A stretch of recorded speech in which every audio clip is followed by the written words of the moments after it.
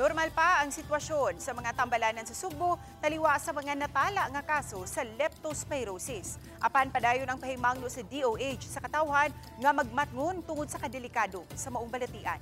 Sayrantang detalye sa report ni Alan Domingo. Giklaro sa Department of Health nga wa magsugwak ang mga pasyente sa matambalanan bisan pa man sa pagsaka karon sa kaso sa leptospirosis sa Central Visayas.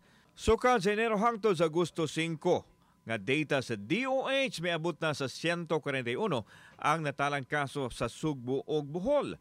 Kadaghanan ini sa dakbayan sa Sugbo ug sa Mandawi City. Din gitan-aw nga hinungdan ini ang nasinating baha ilabi na niadtong pagdaon sa panahon sa nakalabayng buwan. Makuha ang leptospirosis sa ihi sa ilaga nga posibleng nasagol sa baha ug nakasulod sa lawas sa mga tao pinaagi sa samad sa lawas niini. Gihulagway sa DOH nga makamatay ang balatian kung dili madali busa panawagan nila sa mga tao nga mag-amping ug mokonsulta sa health center kung adunay mamatikdang mga simptomas sa lawas, ang kidney ug ang atay ang malab-anan sa leptospirosis kung mulamay na kini sa lawas. Ang first symptom, maghilanat, taas nga hilanat, mag-headache nga, murag mabuak jud ba, sakit kaayo. Murag yun siya mga common symptoms na to ang first phase niya. Sa second phase, muna nang dili makapacheck up dayon, maapektaran ba ya jud ang kidney ug ang liver ani.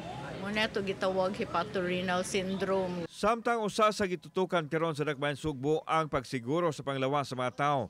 Nanawagan si Konsehal Michelle Abella Silyuna, ang chairperson sa Committee on Health, sa katawhan nga ipatigbabaw ang kalimpyo sa palibot ug dili mo kumpiyansa sa pag-ubog sa baha ug kun dili malikayan mo gamit og protective gear aron dili masudlan sa tubig kadtong mga samad sa lawas.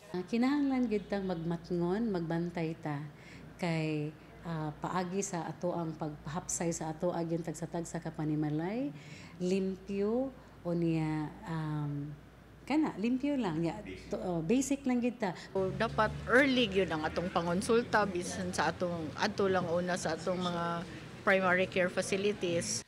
Samtang wa pa mohatag og detalye ang Mandawi City ug ang Cebu City Health Offices sa kaso sa leptospirosis. Pahimangno sa Department of Health nga kung adunay simptomas nga motumaw kinahanglan nga moadto dayon sa labing duol nga healthcare facility ug dili na huwaton nga mograbe pa.